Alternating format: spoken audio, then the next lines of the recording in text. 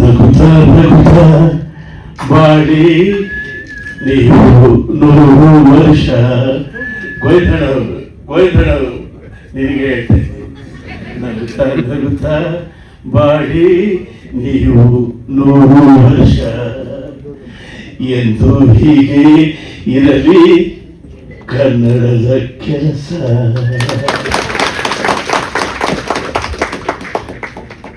ಗೋವಿಂದಣ್ಣ ಇವತ್ತು ಅವರಿಗೆ 74 ವಯಸ್ಸು, ನನಗೆ 75 ವಯಸ್ಸು. ನಾನು ಅಣ್ಣ ಆಕ್ಚುಲಿ ಇವತ್ತು ಅವರನ್ನ ಗೋವಿಂದಣ್ಣ ಅಂತ ಕರೀಬೇಕಾದಂತ ಸಂದರ್ಭ. ಗೋವಿಂದಣ್ಣ, ನೀವು ಇವತ್ತು ಸರಿಯಾದ ಮಾರ್ಗದರ್ಶನದ ದಾರಿಯಲ್ಲಿ ಹೆಜ್ಜೆ ಇಟ್ಟಿದ್ದೀರಾ ಅಂತ ನಾನು ಎನಿಸ್ತಾ ಇದ್ದೀನಿ. ಇವತ್ತು ಗಾಂಧಿ ಭವನ ಕನ್ನಡದ ಬಾವುಟದಿಂದ ವಿಜೃಂಭಣೆಯಿಂದ ನಮ್ಮನ್ನು ಸ್ವಾಗತಿಸ್ತಾ ಇದೆ. ಗಾಂಧಿ ಭವನದಲ್ಲಿ ಸತ್ಯವನ್ನೇ ಮಾತಾಡಬೇಕು ಅನ್ನೋ ಒಂದು ನೀತಿ ಇದೆ. ಇವತ್ತು ವೇದಿಕೆಯಲ್ಲಿ ರಾಮೇಗೌಡರು ಮತ್ತು ಬಲ್ಗೂರು ಸಾರು ಎಲ್ಲ ಸತ್ಯವಾದ ವಿಚಾರಗಳನ್ನೇ ಮಾತಾಡಿದ್ರು. ನಾವು ಸತ್ಯವನ್ನೇ ಕುರಿತು ಚಿಂತನೆ ಮಾಡುವಂತ ಈ ವೇದಿಕೆಯಲ್ಲಿ ಸಾರಾ ಗೋವಿಂದ್ ಅವರ ಹುಟ್ಟುಹಬ್ಬವನ್ನು ಆಚರಿಸ್ತಾ ಇದ್ವಿ. ಅವರು ನಿಜವಾಗಿಯೂ ಸತ್ಯವಾಗಿಯೂ ಕನ್ನಡಕ್ಕಾಗಿ ಇಲ್ಲಿ ಬದುಕಿದ್ದಾರೆ ಅಂತ ನನ್ನ ಅನುಭವ. ಸಾರಾ ಗೋವಿಂದ್, ಸಾಲಿಗ್ರಾಮದ ರಾಮೇಗೌಡರ ಗೋವಿಂದ್. ಅವರು ಸುಮಾರು 5-6 ತಿಂಗಳ ಹಿಂದೆ ನಮಗೆಲ್ಲ ಒಂದು ವೇದಿಕೆ ಕರೆದಿದ್ದರು. ಅರಗಿರಿ ಅನ್ನೋ ಒಂದು ಹೋಟೆಲ್ನಲ್ಲಿ ಒಂದು ಕನ್ನಡದ ಕುರಿತಾದ ಚರ್ಚೆ ಮಾಡೋಣ ಅಂತ ನಮ್ಮನ್ನೆಲ್ಲ ಕರೆದಿದ್ರು. PK ಶಿವರಾಮ್ ಅವರು ಮತ್ತೆ ನಿವೃತ್ತ ನ್ಯಾಯಾಧೀಶರು ರಾಜೇಂದ್ರ ಸಿಂಗ್ ಬಾಬು, ನಾನು, ಅವರು ತುಂಬಾ ಜನ ಸೇರಿದ್ವಿ. ಹೌದಾ ಗೋವಿಂದಣ್ಣ? ಅಲ್ಲಿ ಏನು ಅಂತ ಯಾರಿಗೂ ಗೊತ್ತಿಲ್ಲ. ಏನ್ ಗೋವಿಂದಣ್ಣ ಇವತ್ತು ವಿಷಯ ಅಂದ್ರೆ ಕನ್ನಡಕ್ಕೆ ಏನಾದ್ರು ಮಾಡಬೇಕು ಹಂಸಲೇಖ ಅವರೇ. ಸರಿ, ಕನ್ನಡಕ್ಕೆ ಏನಾದ್ರು ಮಾಡೋಣ, ಏನ್ ಮಾಡೋಣ, ಅದೇ ಮಾತಾಡೋಣ. ಎಲ್ಲರೂ ಮಾತಾಡಿದ್ರು. BK ಶಿವರಾಮ್ ಮಾತಾಡಿದ್ರು. ಖಂಡಿತವಾಗಿ ಕನ್ನಡಕ್ಕಾಗಿ ಏನ್ ಬೇಕಾದ್ರೂ ಮಾಡ್ಬೋದು ಅಂತ ಮಾತಾಡಿದ್ರು. ಆಮೇಲೆ ನಿವೃತ್ತ ನ್ಯಾಯಾಧೀಶರು ಅವರು ಮಾತಾಡಿದ್ರು, ಎಲ್ಲರೂ ಮಾತಾಡಿದ್ರು. ನನಗೆ ನಿಜವಾಗಿ ಏನು ಅನ್ನಿಸ್ತು ಅಂದ್ರೆ, ಆ ಗೋವಿಂದಣ್ಣನ ಕಳಕಳಿ ಮ್ಯಾನಿಫೆಸ್ಟ್ ಇಲ್ಲದೆ ಕನ್ನಡಕ್ಕೆ ಏನಾದರೂ ಮಾಡೋಣ ಅನ್ನೋ ಒತ್ತಾಟ ಇದೆಯಲ್ಲ, ಅದು ಒಂದು ಭಾವನಾತ್ಮಕವಾದ ಒಂದು ಭಾವನೆ. ಆಮೇಲೆ ನನಗೆ ಮಾತಾಡಿದ್ರು. ನಾನು ಹೇಳಿದೆ, ಗೋವಿಂದಣ್ಣ, ಯಾರು ಕನ್ನಡವನ್ನು ಕಟ್ಟಿದ್ರು ಈ ನಾಡಿನಲ್ಲಿ ಅವರು ಕನ್ನಡದ ನಡುವನ್ನ ಮುರಿತಾ ಇದ್ದಾರೆ. ಯಾರು ಕನ್ನಡವನ್ನ ಕರ್ನಾಟಕದಲ್ಲಿ ಕಟ್ಟಿದ್ರೋ ಅವರೇ ಕನ್ನಡದ ನಡುವನ್ನ ಮುರಿತಾ ಇದ್ದಾರೆ.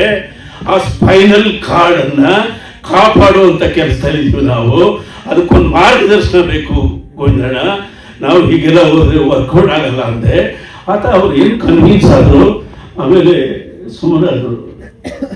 ಸ್ವಲ್ಪ ದಿವಸ ಹೀಗೆ ಇದ್ರು. ಗುರು ಯಾವಾಗಲೂ ಗುರಿಯನ್ನು ತೋರಿಸ್ತಾನೆ ಅನ್ನೋದಕ್ಕೆ ಇವತ್ತಿನ ಸಂದರ್ಭ. ಗೋವಿಂದಣ್ಣನ ಆ ಭಾವನಾತ್ಮಕವಾದ ಕನ್ನಡದ ಪ್ರೀತಿಗೆ ಸೇವೆ ಮಾಡಬೇಕು ಅನ್ನೋ ಆಸೆ ಇದೆ. ದಾರಿಗಳೇನು ಅದನ್ನ ಇವತ್ತು ಬಲ್ಗೂರು ಸಾರ್ ಅವರು ಅವರಿಗೆ ಮನದಟ್ಟು ಮಾಡಿಸಿದ್ದಾರೆ. ಮನದಟ್ಟು ಮಾಡಿಸಿ ಕನ್ನಡದ ಮೇಲಿನ ಪ್ರೀತಿಯನ್ನು ಕಾಪಾಡಿಕೊಳ್ಳೋದಕ್ಕೆ ಒಂದು ಕನ್ನಡದ ಪ್ರತಿಷ್ಠಾನವನ್ನು ಅವರ ಮುಖಾಂತರ ಸ್ಥಾಪನೆ ಮಾಡಿಸಿದ್ದಾರೆ. ಇದೇ ಸಮರ್ಥ ಗುರುವಿನ ಕೆಲಸ. ಸಾರಾ ಗೋವಿಂದ್ ಒಂದು ಶಕ್ತಿ. ಅವರಿಂದ ಕನ್ನಡದ ಪ್ರೀತಿ ಇದೆ, ಬಳಗ ಇದೆ, ಹೋರಾಟದ ಹಿನ್ನೆಲೆ ಇದೆ. ಈಗ ಕನ್ನಡದ ಸ್ಥಿತಿ ಏನು ಅಂತ ನೀವು ಚಿತ್ರರಂಗದ ಬಗ್ಗೆ ಮಾತಾಡಿದ್ರೆ, ಕನ್ನಡದ ಚಿತ್ರರಂಗದ ಸ್ಥಿತಿ ದುಸ್ಥಿತಿ ಅಂದರೆ ಕನ್ನಡದ ಚಿತ್ರರಂಗದ ದುಸ್ಥಿತಿ ಅಲ್ಲ, ಕನ್ನಡಕ್ಕೆ ದುಸ್ಥಿತಿ ಬಂದಿದೆ ಇವತ್ತು. ನನಗೆ ಒಬ್ಬ ಮೇಷ್ಟ್ರು, ಗಣಿತದ ಮೇಷ್ಟ್ರು ನನ್ನ ಹತ್ರ ಬಂದು ಕಣ್ಣೀರು ಹಾಕೋರು. ಯಾಕೆ ಇದೆ? ಇಲ್ಲ ಸರ್, ನಾನು ಪಠ್ಯಗಳ ಕುರಿತಾದ ವಿಚಾರಕ್ಕೆ ಕನ್ನಡದ ಬಗ್ಗೆ ನನ್ನ ವಿವರಣೆಯನ್ನು ಕೊಟ್ಟರೆ ಅವರು ಸಚಿವರು, ರೇ ಏನ್ರಿ ಮೂರತ್ತು ಕನ್ನಡ ಕನ್ನಡ ಅಂತೀರಾ? ಒಂದು ದೇಶ, ಒಂದು ಚುನಾವಣೆ, ಒಂದು ಭಾಷೆ, ಜ್ಞಾಪಕ ಇಟ್ಕೊಳ್ಳಿ, ಸುಮ್ಮನೆ ಹೇಳಿ ಕೆಲಸ ಮಾಡಿ ಅಂತ ಗದಲು ಸರ್. ನಾನು ಇದಕ್ಕೆ ತೋರ್ತೆ ಒಂದು ಹೇಳ್ತಾ ಇದ್ದೀನಿ ಸರ್. ಇಂಥ ಪರಿಸ್ಥಿತಿ ಕರ್ನಾಟಕದಲ್ಲಿ ಇದೆ ಅನ್ನೋದು ನಮಗೆ ಗೊತ್ತಾಗಬೇಕು. 20ನೇ ಕನ್ನಡ ಸಾಹಿತ್ಯ ಸಮ್ಮೇಳನ ಬಳ್ಳಾರಿಯಲ್ಲಿ ನಡೆದಾಗ ದಿವಾಕರ್ ರಂಗರಾಯರು ಅಧ್ಯಕ್ಷರಾಗಿದ್ದರು. ಅವರು ಕನ್ನಡದ ಪ್ರಚಾರವನ್ನು ಮಾಡೋದು ಬಿಟ್ಟು ಹಿಂದಿ ಪ್ರಚಾರಕ್ಕೆ ಹೊರಟಿದ್ರು. ಈ ಹಿಂದಿ ಪ್ರಚಾರಕ್ಕೆ ಹೋದ ಒಬ್ಬ ಕನ್ನಡ ಸಾಹಿತ್ಯ ಸಮ್ಮೇಳನದ ಅಧ್ಯಕ್ಷರ ಬಗ್ಗೆ ಆನಾ ಕೃಷ್ಣರಾಯರಿಗೆ ಮೈ ಹುರಿ ಬಂತು. ಅವರು ಸಂಪಾದಕತ್ವದಲ್ಲಿ ನಡೀತಾ ಇದ್ದಂತ ಕನ್ನಡ ಸಾಹಿತ್ಯ ಪರಿಷತ್ತಿನ ನುಡಿ ಬೆಳಗು ಪತ್ರಿಕೆಯಲ್ಲಿ ದಿವಾಕರ್ ರಂಗರಾಯರ ಬಗ್ಗೆ ಚೆನ್ನಾಗಿ ಜಾಡಿಸಿ ಬರೆದವರು. ಆಗ ಪರಿಷತ್ತಿನ ಸಭೆಯಲ್ಲಿ ಕೃಷ್ಣರಾಯರಿಗೆ ಹೇಳ್ತಾರೆ, ನೀವು ಆ ಲೇಖನವನ್ನು ಬದಲಾಯಿಸಿ ಕ್ಷಮೆ ಕೇಳಿ ಅಂತಾರೆ. ಕೃಷ್ಣರಾಯ ಹೇಳ್ತಾರೆ, ಅವರಿಗೆ ಸಂಸ್ಕೃತ ಇದೆ, ಹಿಂದಿ ಇದೆ, ಇಂಗ್ಲಿಷ್ ಇದೆ, ನನಗಿರೋದು ಒಂದೇ ಕನ್ನಡ. ಕನ್ನಡಕ್ಕಾಗಿ ನಾನು ರಾಜೀನಾಮೆ ಕೊಡ್ತೀನಿ ಹೊರತು ಕ್ಷಮೆ ಕೇಳಲ್ಲ ಅಂತ ಹೇಳಿ ರಾಜೀನಾಮೆ ಬಿಸಾಕೀಚೆ ಬಂದರು. ಸೊ ಅಂಥ ಕನ್ನಡಕ್ಕಾಗಿ ದುಡಿತಾ ಇದ್ದಂಥ ಕನ್ನಡದ ನಾಡಿನಲ್ಲಿ ಸುಮ್ಮನೆ ಕೂತ್ಕೊಂಡ್ರಿ ಕನ್ನಡ ಅಂದರೆ ಏನು, ನಿಮ್ಗೇನು ಬೇಕು ಅನ್ನೋ ಪರಿಸ್ಥಿತಿ ಬಂದಿದೆಯಲ್ಲ, ಇದು ಭಾಳ ಯೋಚನೆ ಮಾಡಬೇಕಾದ ವಿಷಯ. ಬರಗೂರು ಸರ್ ಅವರು ಸಾರಾಗೋಯ್ತು ಅನ್ನುವ ಒಂದು ಶಕ್ತಿಗೆ ಇವತ್ತು ಕನ್ನಡ ಪ್ರತಿಷ್ಠಾನದ ಒಂದು ಮಾರ್ಗವನ್ನು ತೋರಿಸಿದ್ದಾರೆ. ಕನ್ನಡ ಮುಂದೇನು, ನಮಗೆ ಕನ್ನಡ ಮುಂದೇನು ಅಂತ ಮಾರ್ಗದರ್ಶನ ಬೇಕು.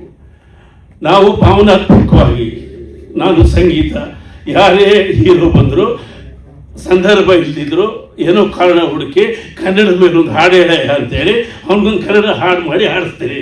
ಅದು ನನ್ನ ಕೆಲಸ, ನನ್ನ ವಿಧಿ.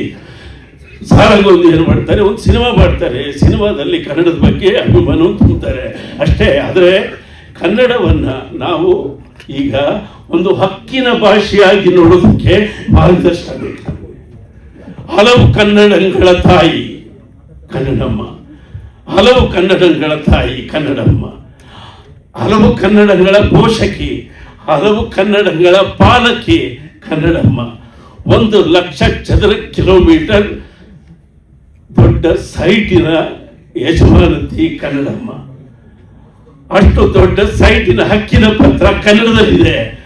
ಮಾತೃಭಾಷೆಯಿಂದ ಶಿಕ್ಷಣ ಇತ್ಯಾದಿ ಎಲ್ಲ ಗೊಂದಲಗಳನ್ನು ಪುನಃ ಪರಿಹರಿಸಬೇಕಾಗಿದೆ. ಮಾತೃಭಾಷೆಗಳು 12 ಮಾತೃಭಾಷೆಗಳಿದ್ದಾವೆ, ಇಲ್ಲಿ 52 ಉಪಭಾಷೆಗಳಿದ್ದಾವೆ. ಕನ್ನಡ ಅವರೆಲ್ಲರನ್ನ ಸಾಕ್ತಾ ಇರ್ತಕ್ಕಂಥ ಹಕ್ಕಿನ ಕನ್ನಡ. ಅದು ಆ ಹಕ್ಕಿನ ಕನ್ನಡವನ್ನು ನಾವು ಕಾಪಾಡಿಕೊಳ್ಳೋದಕ್ಕೆ ಮಾರ್ಗದರ್ಶನ ಬೇಕು. ಬರಗೂರು ಸರ್, ತಾವು ಸಾರಾಗೋಯ್ದು ಮುಖಾಂತರ, ಈ ಪ್ರತಿಷ್ಠಾನದ ಮುಖಾಂತರ, ಅದಕ್ಕೆ ಕನ್ನಡದ ಪ್ರತಿಷ್ಠಾನ ಅಂತ ಇಟ್ಟರಲ್ಲ ಹೆಸರು, ಅದೇ ಬಹಳ ದೊಡ್ಡ ವಿಷಯ. ಅದೇ ಬಹಳ ದೊಡ್ಡ ವಿಷಯ. ಕನ್ನಡದ ಪ್ರತಿಷ್ಠಾನ ಹಿಂದೆ ಒಂದು ಶಕ್ತಿ ಕೇಂದ್ರ ಅಂತ ಮಾಡಿಕೊಂಡಿದ್ರು, ಅದು ಏನೇನಾಯಿತು ಅಂತ ಎಲ್ಲರಿಗೂ ಗೊತ್ತಿದೆ. ಆದರೆ ಈಗ ಸಂದರ್ಭ ಸಾರಾಗೋಯ್ದು ಅವರ ಹಿಂದೆ ಇರ್ತಕ್ಕಂಥ ರಾಜ್ಕುಮಾರ್ ಅಭಿಮಾನಿ ಬಳಗ ಮತ್ತು ಅವರ ಎದೆಯಲ್ಲಿರ್ತಕ್ಕಂಥ ಕನ್ನಡ ಪ್ರೇಮಕ್ಕೆ ಸರಿಯಾದ ಮಾರ್ಗದರ್ಶನ ಕೊಟ್ಟು ಈಗ ಕನ್ನಡವನ್ನು ಒಂದು ಹಕ್ಕಿನ ಭಾಷೆಯನ್ನಾಗಿ ನಾವು ಸ್ಥಾಪಿಸೋದಕ್ಕೆ.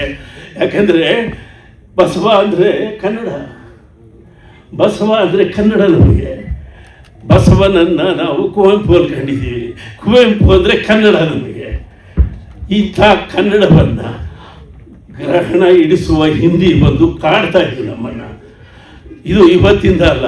ನಾನು ತುಳಸಿ ತೋಟದಲ್ಲಿ ಗೀತಾಪುರ್ ಪ್ರೆಸ್ನಲ್ಲಿ ಕೆಲಸ ಮಾಡ್ತಿದ್ದಾಗ ನಮ್ಮ ಪ್ರೆಸ್ ಪಕ್ಕದಲ್ಲಿ ಹಿಂದಿ ಸ್ಕೂಲ್ ಅಂತ ಒಂದು ಸ್ಕೂಲ್ ತೆರೆದಿದ್ರು. ಇದು ನೆಹರು ಕಾಲದಿಂದಲೂ ನಮ್ಮ ಮೇಲೆ ಹಿಂದಿಯ ರವಾನೆ ನಡೀತಾನೆ. ಆದ್ದರಿಂದ ನಾವು ಒಕ್ಕೂಟದ ವ್ಯವಸ್ಥೆಯಲ್ಲಿ ಬಿಕ್ಕಟ್ಟು ಎದುರಿಸೋದು ಪ್ರಾದೇಶಿಕ ಭಾಷೆಯಿಂದ. ಇದು ಭಾಷಾ ಮೂಲದ ವಿಭಾಗವಾಗಿದ್ದರೆ ಕನ್ನಡ ಗಟ್ಟಿಯಾಗಿರುತ್ತೆ. ಇದೇನಾದರೂ ದಿಶಾಮೂಲವಾದರೆ ಕನ್ನಡ ಅನಾಥವಾಗುತ್ತೆ. ಅಂಥ ಕಾಲ ಬಂದಾಗ ನಾವು ಕನ್ನಡ ನಮ್ಮ ಹಕ್ಕು ಅಂತ ಹೇಳೋದಕ್ಕೆ ನಮಗೆ ಮಾರ್ಗದರ್ಶನ ಬೇಕು. ಬರಗೂರು ಸರ್, ನೀವು ಮಾರ್ಗದರ್ಶನ ಮಾಡಲೇಬೇಕು. ನಮಗೆ ಈ ಎಲ್ಲ ಗೊಂದಲಗಳನ್ನು ಪರಿಹರಿಸಬೇಕು.